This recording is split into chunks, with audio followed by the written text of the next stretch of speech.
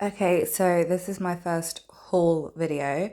I went to Lidl this morning at like 8:30 to get one of the £1.50 boxes.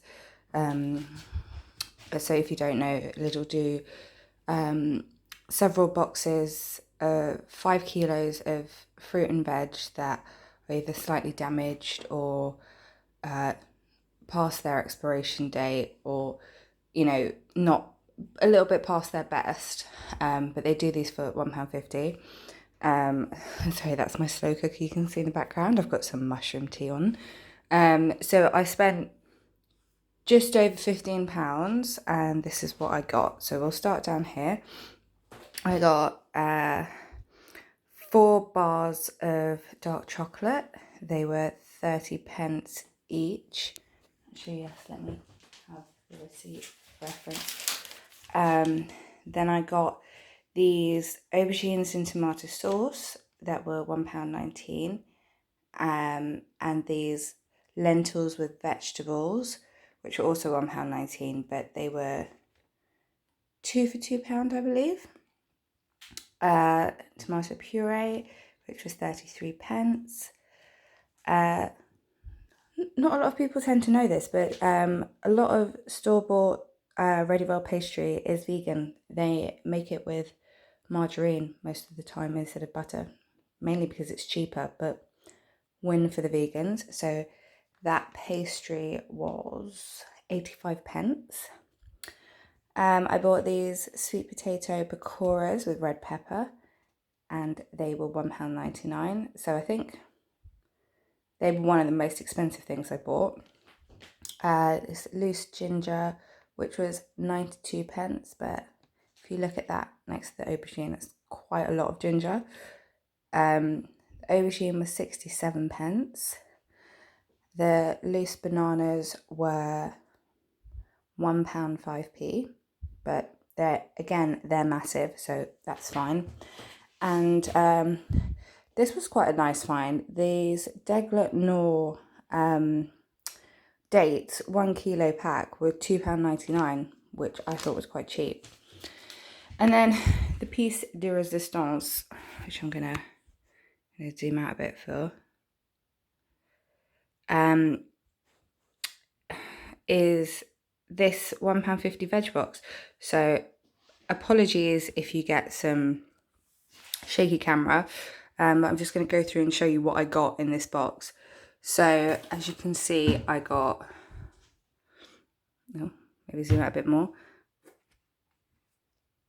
excuse my fingers. I got 1, 2, 3 peppers, a pack of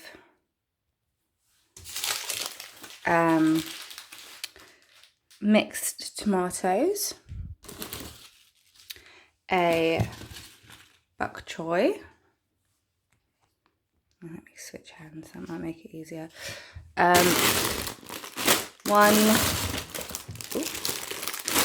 2 bags of baby spinach, a busted open but still perfectly fine pack of easy peelers. So, and that's a full pack. Get all of those out. So all of those easy peelers. An apple, a pear, tiny little baby onion. Look at that on my hand, and I've got quite big hands. And then lots of potatoes. So yeah, I think for £15, move these down here. For £15, that's a good lot of veg. So maybe just to help, because I think it's very easy to do a haul video, but it's kind of good to know what people are going to do with the food. So I'm planning on making a nice big vegetable curry to use up the spinach, some of the potatoes, the green pepper. I'll use some of the ginger as well. Then I can have those with my sweet potato pakoras. These aubergines and lentils are kind of to serve as almost like ready meals, like last minute lunches when I haven't made anything. So they're going to sit in the cupboard until, you know, I'm having a poor week or I'm time poor, and I need something last minute that I can just throw in my bag and take to work. The ready roll pastry is to go in the freezer so that when I do this again, because I plan on doing this again, if I get, say, a surplus of apples or any sort of vegetables or fruit that I don't quite know what to do with, I have the ability to then quite easily throw them into a pie. With not all of the dates, because that's a whole kilo, but with some of the dates and the dark chocolate and the tahini from my cupboard, tahini and vanilla from my cupboard, I'm going to make some date caramels. So there's a brilliant recipe online. I'll share the link below for date salted caramels. The girl who does the recipe, she makes Caitlin Shoemaker. I hope I said that right. She makes them using medjool dates, but I've made them several times now using deglet dates that I just soften for 10 minutes in some water and they're fine. So I just soften them for 10 minutes in hot water and just make sure I drain them off decently before I blend them and they're fine. So also I'm going to do a roasted veg soup. So I'm going to use the onion, the tomatoes, the 2 remaining peppers, and the aubergine, some of the tomato puree, and possibly some of the spinach. I'll see how I go. Roast those off and make a lovely warming soup because the weather's a bit grey. And then the fruit I'm just going to generally snack on because for me that's easier. I'm also going to bake some of these potatoes in the oven. So I like to bake my potatoes in advance, just, you know, pierce a few potatoes, put a teeny bit of oil and a little bit of salt on them, throw them all in the oven for 45 minutes to an hour, depending on how powerful your oven is. I do it about 200 to 220 degrees.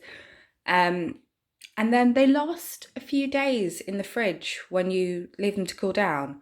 So what I'll do is I'll do maybe like 3 or 4 at a time, and then leave them in the fridge and then, you know, reheat them in the microwave in like 5 minutes or reheat them in the oven in 20. And that's a really easy go-to meal.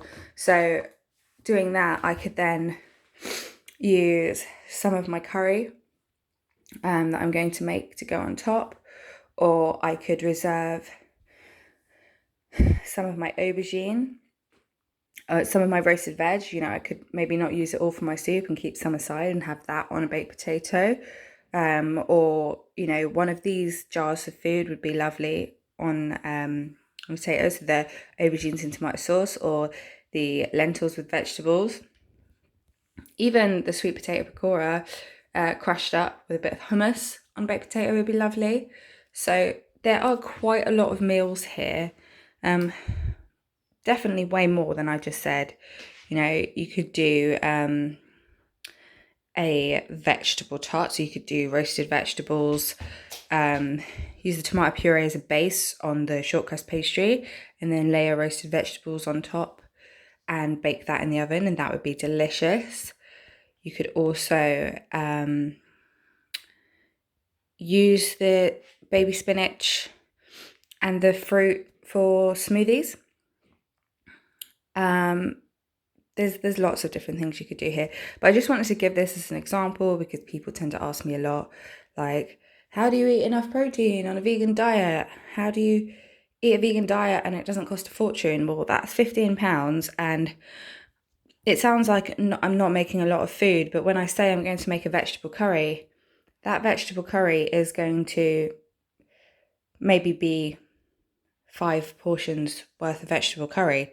So that could feed me all week if I wanted to eat it every day. I'll likely put some in the freezer.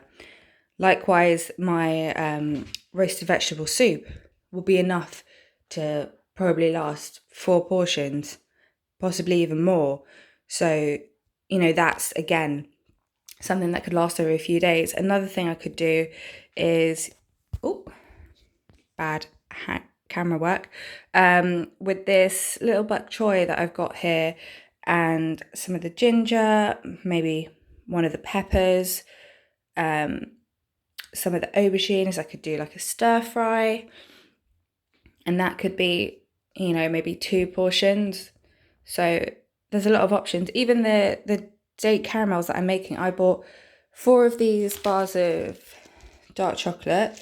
These are the lovely ones that have no milk in. So they have to put the allergen advice. So if you have an allergy, I don't recommend buying these, to be on the safe side.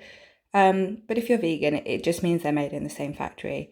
And they just have to put that disclaimer for any people that are actually allergic. But look, no milk, no whey powder, just some soy lecithins and the usual stuff that's in chocolate. And that's 30p for 100 grams of dark chocolate. You can't really go wrong. Okay, it's not the strongest cocoa, but when you're on a budget, it will suffice. Again, I didn't mention the light brown soft sugar. That is for when I get some apples maybe, and I want to do a crumble or a pie. I just want a bit of sugar to go on top. I might even still make a cake using some of these easy peelers or some of these bananas when they get a bit brown. So we'll see. But yeah, the options are endless. I hope you enjoyed it. If you did, please share, like, subscribe. Maybe it will then be worth me investing in better camera equipment and editing abilities. Thank you.